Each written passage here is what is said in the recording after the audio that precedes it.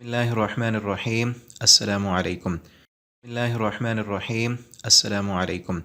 मुख्तसर तर्जुमा कुरान कोर्स में आज हम सूरह कहफ का तीसरा रुकू पढ़ेंगे। इस सूरत की फ़जीलत पहले सबक में मैंने बताई थी। इस सूरत को हर रोज़ जुमे वाले दिन पढ़ना चाहिए और इसके तर्जुमे पर गौर करके पढ़ना चाहिए। इसके पढ़ने से घरों में बरकत आती है और अल्लाह रब्बुल आलमीन इंसान को रूहानी तौर पर एक नूर अता करते हैं कि जिससे इंसान गुनाहों से बच जाता है।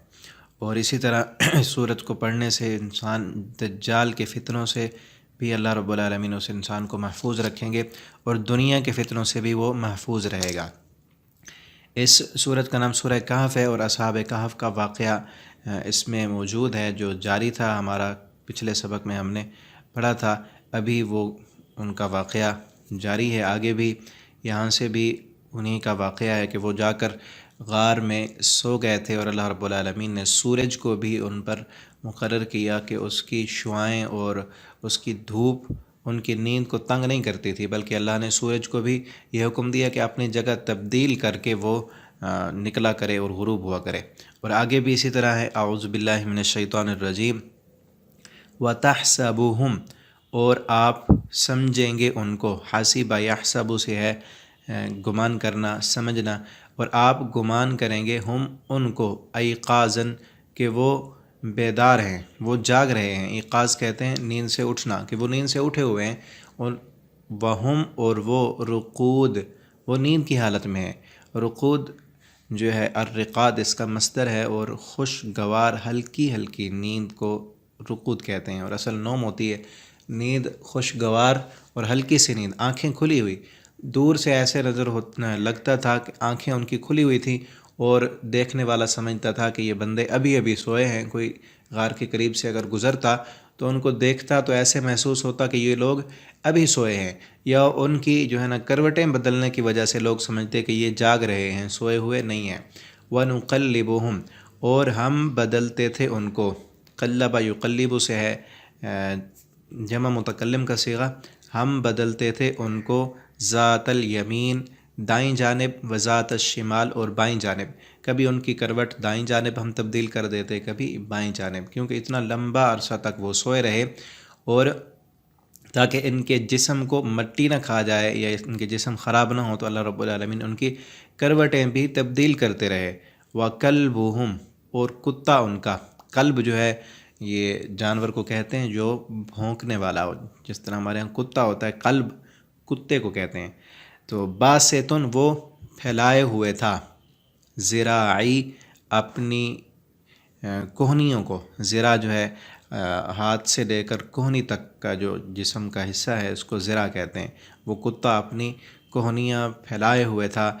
बिलवसीद, उस गार के मुँह पर, गार की जहाँ मुँह था उसकी चौखट, उस जगह पर वो अपनी जो है ना ज़िरा कोहनियाँ फैला कर बैठा था कि जैसे ही बाहर से कोई निकलने वाला, कोई गुज़रने वाला देखता तो ऐसे लगता है ये कुत्ता अभी इन पर हमला कर देगा, तो वो उन्हें देखते ही पीछे चले जाते, गार की तरफ कोई भी ना आता। लवित्तलाअता, अगर आप इत्तला पाएँ, अलैहिम, उन पर, अगर आप उनको देखें कि इनकी हालत कैसे थी, वो कैसे लेटे हुए थे, उनका कुत्ता कैसे बैठा था, तो लवल्लैता, तो आप फिर जाएंगे, मिनहुम, उनसे, फ़िरारन, भागते हुए। आप अगर देखेंगे तो आप फ़ौरन मुंह मोड़कर भाग जाएंगे। वाला मुलिता, और आप भर दिए जाएंगे। मला कहते हैं भर देना, मुलिता, आप भर दिए जाएंगे, मिनहुम, उनसे, रुअबा, उनके रौब की वजह से, उनके डर की वजह से, कि उनको देखकर दिल में डर महसूस होता था। और अल्लाह ताला ने ये उनकी कैफियत इसलिए बनाई थी ताकि लोग उनकी तरफ ना आएँ। दूर से कोई भी वहाँ से मुसाफिर गुज़रता तो दूर से देखकर वो डर जाता, उसका दिल खौफ से भर जाता और वो वहाँ से चला जाता, गार के करीब कोई भी ना आता। वकज़ालिका, और इसी तरह, बअसनाहुम, हमने उठाया उनको। बास कहते हैं खड़ा करना, उभारना। लियतसाअलू, ताकि वो सवाल करें, बैनहुम, आपस में, वो सब एक दूसरे से सवाल करें। क़ाला, कहने लगा, क़ाइलुन, कहने वाला, मिनहुम, उनमें से, कम, कितना, लबिस तुम ठहरे हो। जब उठे ना वो सब तो एक दूसरे से पूछने लगे कि हम कितनी देर यहाँ पर ठहरे हैं। قالو تو وہ کہنے لگے لبثنا ہم ٹھہرے ہیں یومن ایک دن او یا بعض یومن دن کا بعض حصہ، ایک پورا دن ہم یہاں رکے ہیں یا دن کا بعض حصہ۔ جب وہ سوئے تھے تو اس وقت صبح کا ٹائم تھا اور اب سورج جو ہے وہ غروب ہونے والا تھا، تو وہ کہنے لگے کہ ایک دن یا دن کا کچھ حصہ ہو سکتا ہے، اتنا ہی ہم سوئے ہیں۔ لیکن ارد گرد غار کی جو کیفیت دیکھی وہ تو تبدیل ہو چکی تھی، اور تفاسیر میں موجود ہے کہ یہ نا 310 سال تک اس غار میں اللہ تعالیٰ نے ان کو سلائے رکھا۔ 300 سال گزر چکے تھے، تفسیر ابن کثیر میں ہے 300 سال گزرنے کے بعد ان کی جو غار تھی وہ بھی تبدیل ہو چکی تھی، اور ان کی جو ہے نا اپنی حالت بھی کچھ نہ کچھ بدل چکی تھی۔ تو وہ کہنے لگے قالو، وہ کہنے لگے ربکم تمہارا رب اعلم و زیادہ جانتا ہے بما لبثتم کہ کتنا تم ٹھہرے۔ یہ اللہ کے ولی تھے، اللہ رب العالمین نے سورج کو اپنی مخلوق کو ان کا خادم بنا دیا تھا اور خود ان کی کروٹیں تبدیل کیں، تو اللہ کے کتنے بڑے ولی تھے۔ لیکن ولی ہونے کے باوجود بھی ان کو اتنا پتہ نہیں تھا کہ ہم کتنے دیر یہاں لیٹے، ہماری نیند کتنی تھی، یا ہمیں اللہ تعالیٰ نے موت دے دیا۔ لیکن آج ہمارے کلمہ پڑھنے والوں کا حال یہ ہے کہ وہ اللہ کے جو ولی ہوتے ہیں ان کو سب اختیارات انہوں نے دیے ہوتے ہیں کہ اللہ کے ولیوں کو سب پتہ ہے۔ یہ بھی اللہ کے ولی تھے لیکن ان کو اتنا نہیں پتہ کتنا ہم سوئے، کہنے لگے اللہ ہی ہمارا بہتر جانتا ہے کہ ہم کتنے دیر یہاں ٹھہرے رہے۔ فبعثوا پس بھیجو، فبعثوا پس بھیجو تم، بعث کہتے ہیں کسی چیز کو اٹھانا یا ابھارنا، کہ اٹھا کر کسی بندے کو تم آگے بھیجو۔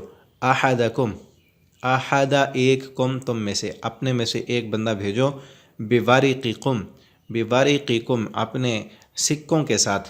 ورق کہتے ہیں ایک پتے کو، درخت کے پتے کو ورق کہتے ہیں، اور جو کاپی کا یا کتاب کا جو ورق ہوتا ہے اس کو بھی ورق کہتے ہیں۔ جس طرح قرآن میں بھی ہے وما تسقط من ورقۃ الا یعلمها کہ کوئی بھی پتا درخت سے گرتا ہے تو اللہ کے علم میں ہوتا ہے۔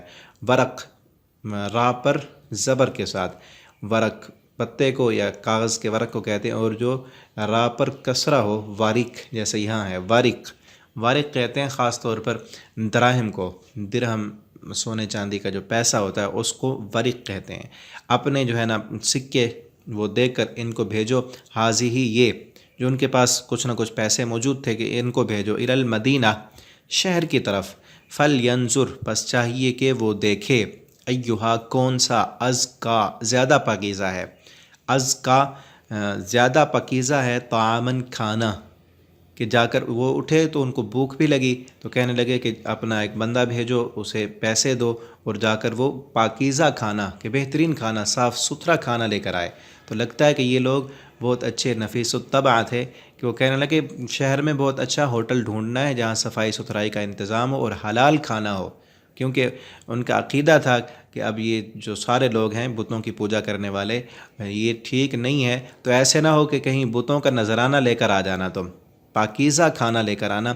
فلیأتکم پس وہ لائے تمہارے پاس، برزق کھانا، رزق لے کر آئے، منہ اس سے، ولیتلطف اور چاہیے کہ وہ نرمی اختیار کرے، لطیف نرم باریک، بالکل آہستگی کے ساتھ نرمی کے ساتھ ان کے ساتھ جا کر معاملہ کرے، کہ کہیں ایسے نہ ہو کہ ہماری حالت کا یا ہمارے وہاں سے بھاگ کر آنے کا ان لوگوں کو پتہ ہو جائے، پتہ چل جائے تو ہمیں وہ دوبارہ جو ہے وہ لے جائیں۔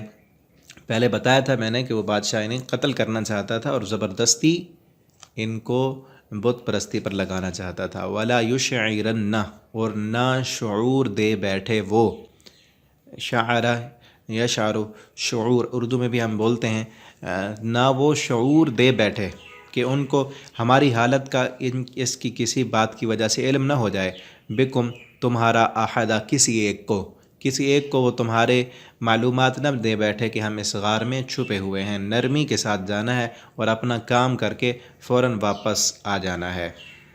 اب پھر وہ کیسے ہوا، وہ گیا، ہاں ابھی ان کی بات جاری ہے۔ وہ کہنے لگے انہم کہ بے شک اگر یظہروا وہ غالب آ گئے، علیکم تم پر، کہ بے شک وہ بادشاہ اور اس کے حواری وہ لوگ غالب آ گئے نا تم پر، ہم تو اب آ کر یہاں چھپ گئے ہیں، وہ بادشاہ اب ہمارے اوپر غالب آ گیا تو یرجموکم وہ رجم کر دیں گے تم کو۔ رجم کہتے ہیں پتھر مارنا اور مار کر ختم کر دینا۔ وہ تمہیں پتھر مار مار کر مار دیں گے، وہ تو تمہیں رجم کر دیں گے۔